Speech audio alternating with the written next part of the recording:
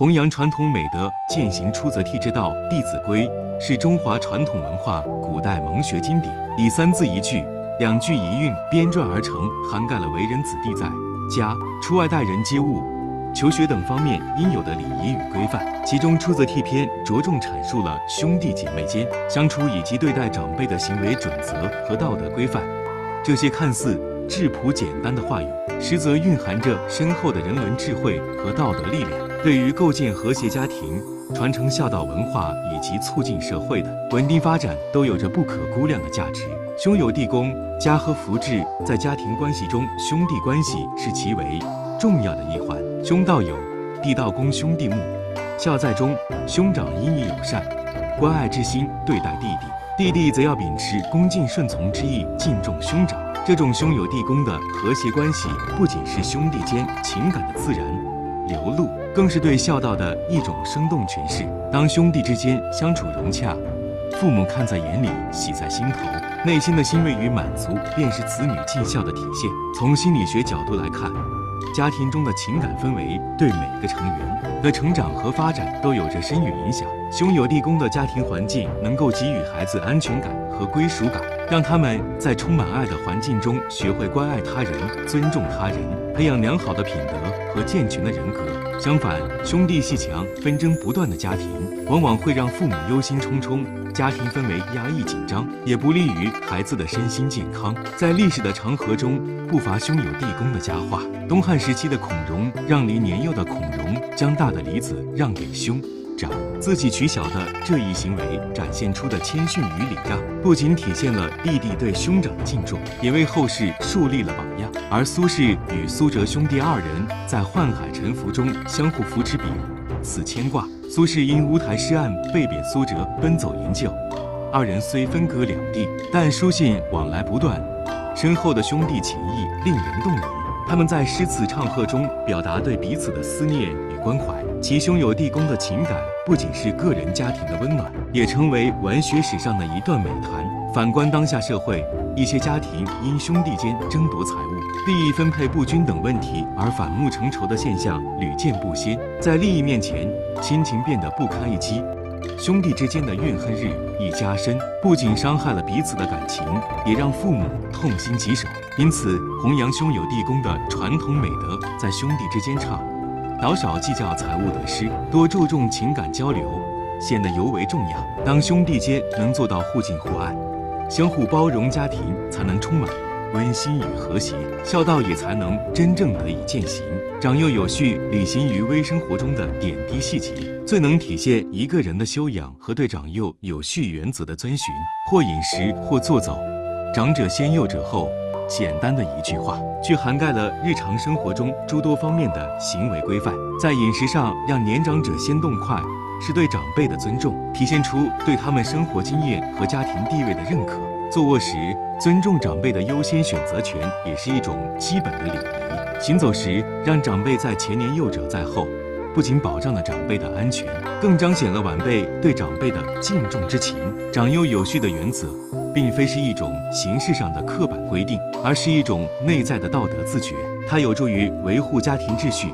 传承家族文化。在传统的大家庭中，长辈往往承担着传承家族价值观、教导晚辈的责任。晚辈对长辈的尊重和顺从，使得家族文化得以代代相传。这种文化传承不仅体现在家族的物质财富上，更体现在精神层面，如家族的家训家风等。在现代社会，虽然家庭结构发生了很大变化，但长幼有序的原则依然有着重要的现实意义。在公共场合，如公交车、地铁等，年轻人主动给老人让座，这是长幼有序在社会层面的体现。在学校里，学生尊重老师，低年级学生敬重高年级学生，也有助于营造良好的学习氛围和校园文化。长幼有序的原则就像一条无形的纽带，将不同年龄段的人联系在一起，促进社会的和谐与稳定。尊长敬长，言行接礼，对待长辈从言语到行动都有着一系列的礼仪规范。称尊长勿呼名，对尊长勿见能称呼长辈时，不可直呼其名，这是对长辈的基本尊重。在长辈面前要保持谦逊的态度，不可炫耀自己的财能。每个人都有自己的成长历程和人生经验，长辈们在岁月的沉淀中积累了丰富的智慧和阅历，晚辈应虚心求教，而不是自高自大，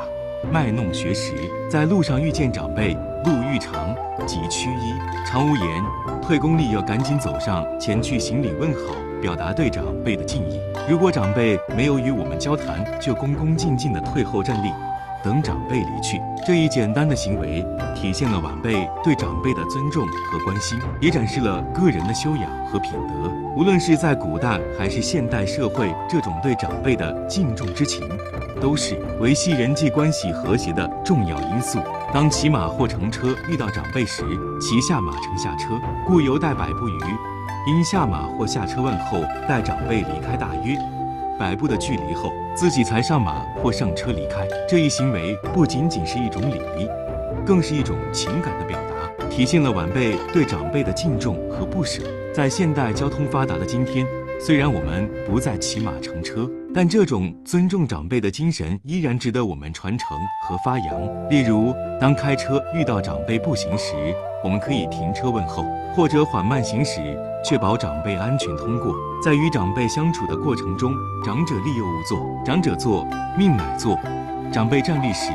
晚辈应陪立，不可先坐下来。只有当长辈坐定并允许我们坐下时，才可以坐下。这一礼仪体现了晚辈对长辈的尊重和服从，也是长幼有序原则的具体体现。在交谈时，尊长前声要低，低不闻却非宜，声音要柔和适中，既不可大声喧哗，也不能因为音量太小而让长辈听不清楚。与长辈交谈时，还应专注聆听，眼睛不可以东张西望，这是对长辈的尊重，也是一种良好的沟通习惯。推己及人，泛爱尊长是诸父如是父，是诸兄如是兄。对待叔叔伯伯等长辈，要像对待自己的父亲一样恭敬；对待同族兄长，要像对待自己的亲兄长一样有爱。这是一种推己及人的道德境界，将对自己家人的爱与尊重扩展到家族中的其他长辈和兄长，体现了家族成员之间的团结与互助。在一个家族中，这种推己及人的爱与尊重能够增强家族的凝聚力和向心力。当家族成员之间相互关爱、相互尊重时，家族就会形成一个温暖的大家庭。无论遇到什么困难，都能齐心协力共同面对。这种家族凝聚力不仅有助于家族的繁荣发展，也对社会的稳定起到了积极的促进作用。在社会层面，这种对长辈的尊重和关爱也应该得到推广。当我们将对自己长辈的敬重之情延伸到社会中的其他老人时，社会就会充满温暖与关爱。例如，在社区中，年轻人关心照顾孤寡老人，帮助他们解决生活中的困难；在公共场所，人们尊重老人的权益，为他们提供便利。这些行为不仅体现了个人的良好品德，也弘扬了社会正气，促进了社会的和谐发展。《弟子规》中，出则悌所倡导的道德规范，是我们中华民族传统文化的瑰宝。兄友弟恭，长幼有序，尊长敬长等理念，无论在过去、现在还是未来，都有着不可替代的价值。在当今社会，随着经济的快速发展和人们生活方式的改变，我们更应该重视对这些传统美德的传承与弘扬。让我们从自身做起，从家庭做起，将出则悌的精神融入到日常生活的点点滴滴中，以实际行动践行传统美德，传承孝道文化，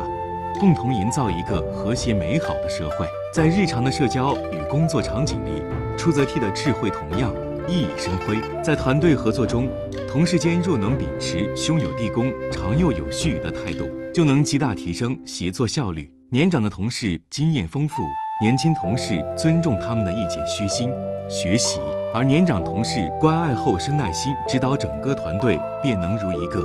和睦家庭般，充满凝聚力与创造力，攻克一道道难题，实现共同目标。教育领域，教师传授知识时，也应融入出则悌思想，培养学生尊重他人、关爱同伴的品德，为社会培育出德才兼备的栋梁。只要人人都将出则悌践行到底，中华民族的传统美德必将在新时代绽放出更为绚烂的光彩，助力我们迈向更加文明、和谐、美好的未来，让这古老智慧成为生活准则，从细微处传递温暖，凝聚力量，让美的之光普照生活的每一处角落。